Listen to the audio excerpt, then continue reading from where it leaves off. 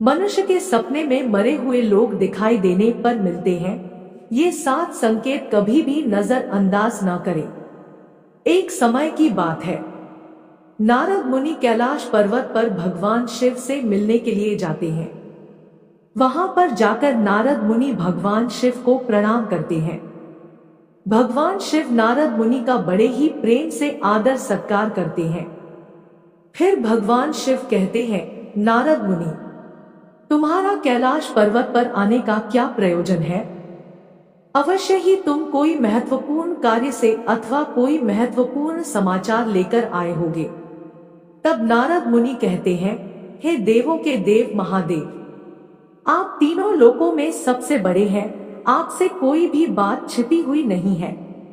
आपको समस्त चराचरों के भूत और भविष्य का भी ज्ञान है। इसलिए मैं आपके पास एक महत्वपूर्ण प्रश्न लेकर आया हूँ। इसलिए आपसे मेरी विनती है, आप मेरे प्रश्न का समाधान करने की कृपा कीजिए। फिर भगवान शिव कहते हैं, मुनिवर तुम सत्य कहते हो। हम तीनों लोकों में निवास करने वाले सभी प्राणियों के बारे में जानते हैं। आखिर तुम्हारा प्रश्न क्या है? तुम मुझसे क्या जानना चाहते हो, जरा बताओ। तब नारद मुनि कहते हैं, हे भोलेनाथ, मैं मृत्यु लोक में भ्रमण करने के लिए गया था और वहां भ्रमण करके आ रहा हूँ। वहां पर मैंने भूत, प्रेत और पिशाच आदि प्रकार की कई विचित्र चीजें देखी है जो वन में निवास करती है। और इसके साथ ही मैंने देखा कि सभी दुष्ट शक्तियां मनुष्यों को परेशान करती रहती है, उन्हें हमेशा दुख देती है। इसका क्या कारण है? और ये सभी बुरी शक्तियां मनुष्यों को क्यों परेशान करती रहती है? तथा मेरे मन में एक अन्य प्रश्न और उठ रहा है कि मनुष्य कई बार सपने में अपने पूर्वजों को देखता है, तो इसका क्या अर्थ होता है? सपने में मरे हुए लोग दिखाई देने का क्या मतलब है? इससे मनुष्य को कौन से संकेत मिलते हैं? हे भोलेनाथ, मैं समस्त मनुष्य जाति के कल्याण के लिए इन प्रश्नों के उत्तर जानने के लिए ही आपके पास आया हूँ। नारद मुनि के प्रश्न सुनकर भगवान शिव कहते हैं, हे मुनिवर, तुमने समस्त मानव जाति के कल्याण के लिए उचित ही प्रश्न किए हैं। मैं तुम्हें तुम्हारे इन प्रश्नों के उत्तर अवश्य दूंगा, परंतु उससे पहले मैं तुम्हें एक पवित्र कथा सुनाता हूँ। इस कथा में तुम्हें तुम्हारे इन प्रश्नों के उत्तर मिल जाएंगे। तुम इस कथा को बड़े ही ध्यान से सुनना, और जो भी प्राणी इस पवित्र कथा को ध्यान लगाकर सुनेगा, उसके घर में हमेशा खुशहाली बनी रहेगी और उन्नति के नए नए द्वार खुलते चले जाएंगे। तब नारद मुनि ने कहा, हे भोलेनाथ, आप मुझे वह पवित्र कथा सुनाइए। मैं उस कथा को बड़े ही ध्यान से सुनूंगा। फिर भगवान शिव नारद मुनि को यह पवित्र कथा सुनाते हैं। एक समय की बात है, मध्य देश में एक बड़ी ही सुंदर और रमणीय नगरी थी। उस नगरी में एक व्यापारी अपने 4 भाइयों के साथ रहता था। व्यापारी और उसके सभी भाइयों का विवाह हो चुका था और सभी मिलजुल कर आपस में बड़े ही प्रेम से रहते थे। उस व्यापारी के घर में किसी भी चीज की कोई कमी नहीं थी, क्योंकि वे सभी आपस में मिलजुल कर व्यापार करते थे। उस नगरी में उस व्यापारी के समान कोई भी धनवान नहीं था। यह सारी संपत्ति उस व्यापारी को उसके पूर्वजों से ही प्राप्त हुई थी। व्यापारी के पूर्वज बहुत बड़े दानी और दयालु थे। वे सभी दान, धर्म, यज्ञ और अनेक प्रकार के धार्मिक कार्य किया करते थे। परंतु वह व्यापारी बहुत बड़ा कंजूस स्वभाव का था और उसके अंदर उसके पूर्वजों के लक्षण बिल्कुल भी नहीं थे। उस व्यापारी के जीवन में उसने न तो कभी दान धर्म किया, न कभी यज्ञ करवाया और न कभी धार्मिक कार्य करवाया। व्यापारी ने उसके जीवन में धन तो बहुत इकट्ठा किया, परंतु उसने उस धन का कभी सदुपयोग नहीं किया। व्यापारी ने अपने द्वार पर आए हुए याचक को भी कभी फूटी कौड़ी तक नहीं दी और न कभी भूखों को भोजन कराया। वहीं व्यापारी के पूर्वज भूखों को भोजन कराया करते थे और निर्वस्त्र को वस्त्र दान करते थे और गरीबों की कई प्रकार से सेवा किया करते थे। और इधर व्यापारी अपने पूर्वजों का कभी भी अनुसरण नहीं करता था और हमेशा ही धन इकट्ठा करने में लगा रहता था। इस तरह से उस व्यापारी के पास बहुत सारी संपत्ति तो हो गई, लेकिन उसके पूर्वज उससे बहुत नाराज हो गए। व्यापारी के पूर्वजों को अपने लड़के का व्यवहार ठीक नहीं लगा और वे पितृलोक में दुखी रहने लगे।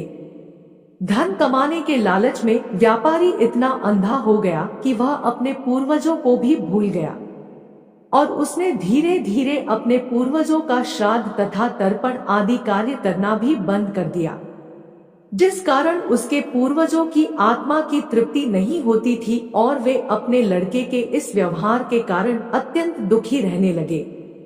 फिर एक दिन व्यापारी के पूर्वज पितृलोक में बैठे बैठे आपस में बातचीत करते हैं और व्यापारी से मिलने के लिए सोचते हैं। फिर सभी पूर्वज इकट्ठे होकर धर्मराज के पास जाते हैं और उनसे हाथ जोड़कर प्रार्थना करते हैं, हे धर्मराज, हमारे पुत्र की बुद्धि भ्रष्ट हो गई है। धीरे धीरे वो धन कमाने की लालसा में हमें भूल चुका है, जिस कारण से हमारी संतुष्टि नहीं हो रही है। कृपया आप हमें हमारे पुत्र से मिलने के लिए जाने दीजिए। हम हमारे पुत्र को समझाकर कुछ समय बाद वापस लौट आएंगे और उसे शास्त्र का ज्ञान भी देकर आएंगे। तब धर्मराज ने उन्हें आजा देते हुए कहा, हे दिव्य आत्माओं, तुम तुम्हारे पुत्र से मिलने के लिए तो नहीं जा सकते हो, परंतु तुम अपने पुत्र को सपने के माध्यम से संकेत जरूर दे सकते हो। धर्मराज की यह बात सुनकर वे सभी पितृगण सहमत हो जाते हैं और एक एक करके अपने सभी पुत्रों के सपने में जाकर उन्हें दर्शन देते हैं। सबसे पहले वो अपने बड़े पुत्र के अर्थात उस व्यापारी के सपने में जाकर दर्शन देते हैं और संकेत देते हैं, परंतु उसका बड़ा बेटा उनके संकेत को समझ नहीं पाता है और अगले ही दिन वह उस सपने को भूल जाता है और अपने पितरों के द्वारा दिए गए संकेतों को नजरअंदाज कर देता है। फिर वे सभी पितृगण अपने दूसरे पुत्रों के सपने में जाकर उन्हें भी दर्शन देते हैं और संकेत देते हैं, लेकिन फिर वे भी उन संकेतों को नजरअंदाज कर देते हैं। कोई भी अपने पूर्वजों के द्वारा दिए गए संकेतों को नहीं समझ पाते हैं, जिससे वे सभी पितृगण नाराज हो जाते हैं। व्यापारी और उसके सभी भाई धन के लालच में पूरी तरह से अंधे हो चुके थे।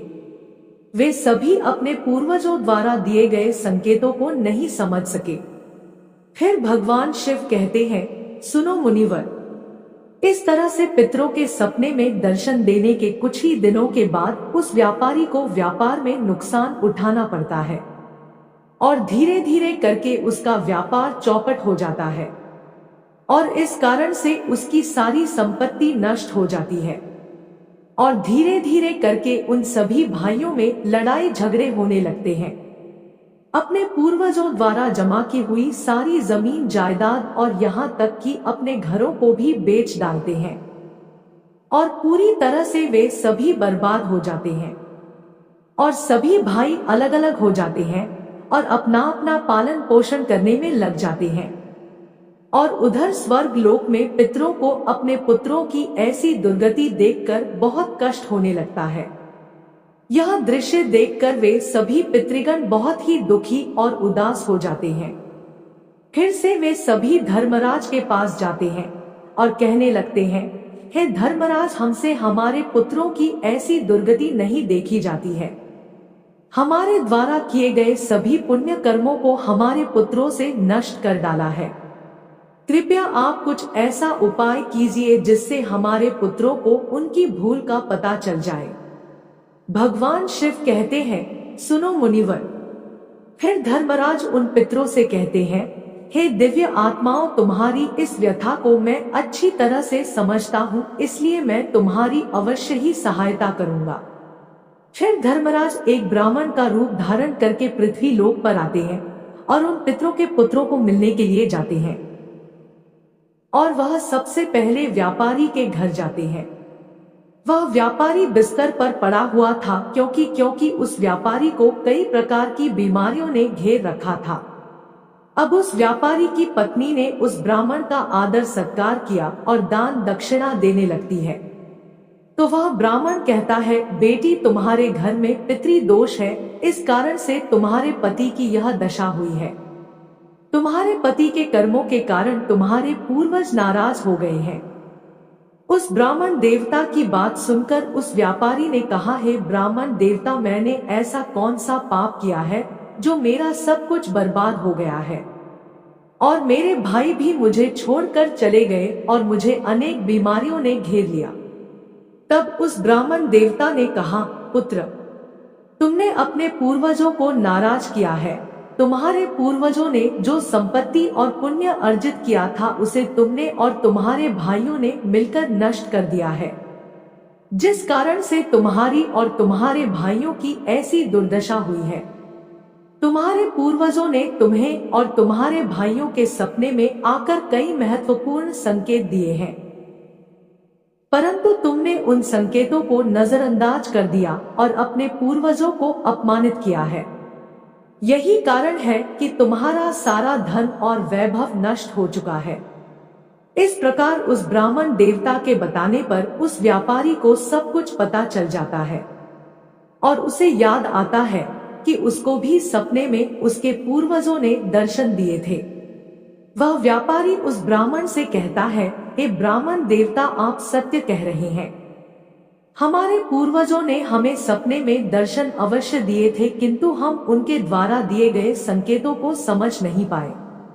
आप कृपा करके मुझे सपने में पूर्वजों को देखने पर क्या संकेत मिलते हैं, इस बारे में बताने का कष्ट करें। भगवान शिव कहते हैं, सुनो मुनिवर। इस प्रकार फिर वो ब्राह्मण देवता कहता है, हे पुत्र, अब तुम ध्यान से सुनो। मैं तुम्हें सपने में पूर्वज दिखाई देने पर मिलने वाले संकेतों के बारे में बताता हूँ। धर्मराज कहते हैं, पुत्र, यदि पितरों का उद्धार नहीं होता है तो वे प्रेत योनि में ही मृत्यु लोक में भटकते रहते हैं और वे भूख प्यास से व्याकुल होकर अपने परिवार जनों के घर में प्रवेश करते हैं। यदि सपने में हाथी, घोड़ा, बैल अथवा मनुष्य का विकृत रूप दिखाई दे तो समझ जाना चाहिए कि पितृगण अपने पुत्रों के व्यवहार से अत्यंत दुखी है। जो मनुष्य पशु पक्षियों को अन्न का दान नहीं करता है उसके पितृ अत्यंत दुखी होते हैं और पशुओं का रूप धारण करके सपने में दर्शन देते हैं। यदि मनुष्य को कोई ऐसा सपना आता है जिसमें कोई पशु अथवा जानवर मनुष्य की वाणी में बोलता हुआ दिखाई दे, जैसे कुत्ता, बिल्ली, भैंस आदि मनुष्य की तरह बातें करते हुए दिखाई पड़े, तो इसका अर्थ यह होता है कि मनुष्य के पितृ उससे अत्यंत रुष्ट है। ऐसे मनुष्य को भविष्य में भयंकर अपमान का सामना करना पड़ सकता है। ऐसे मनुष्य के जीवन में दुख और क्लेश होता है। उसके भाई बंधु पशुओं की भांति आपस में ही युद्ध करने लगते हैं। धर्मराज कुछ मांगते हुए दिखाई देते हैं तो उस सपने को मनुष्य को कभी भी नजरअंदाज नहीं करना चाहिए। इस सपने का अर्थ यह होता है कि उस मनुष्य के पूर्वज असंतुष्ट हैं और उनकी पितृलोक में तृप्ति नहीं हो रही है। जिस मनुष्य को सपने में उसके मृत पूर्वज कुछ मांगते हुए दिखाई पड़ते हैं तो उस मनुष्य का सारा अन्न भंडार धीरे धीरे करके समाप्त हो जाता है और वह दरिद्रता में पड़ जाता है तथा उसकी हालत एक भिखारी के समान हो जाती है। इसलिए उस मनुष्य को चाहिए कि तुरंत ही अन्न का दान करना चाहिए, जिससे उसके मृत पूर्वज संतुष्ट हो सके। यदि सपने में अपने कोई पूर्वज क्रोधित अवस्था में दिखाई देते हैं तो उस मनुष्य के पूर्वज उसके कार्यों से संतुष्ट नहीं है और वह मनुष्य जो भी काम धंधा करता है उसमें उसको नुकसान उठाना पड़ेगा है और उसके द्वारा किए गए सभी कार्य व्यर्थ हो जाते हैं तथा उनका कोई फल उसे प्राप्त नहीं हो पाता है।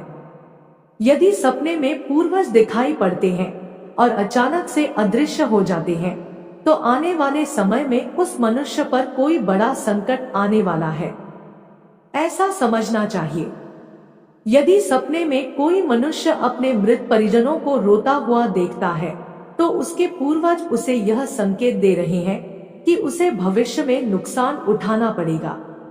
और उसका सारा धन वैभव नष्ट हो जाएगा और उसे भयंकर दरिद्रता का सामना करना पड़ेगा। आने वाले संकट की घड़ी को देखकर पूर्वज सपने में रोते हुए दिखाई पड़ते हैं।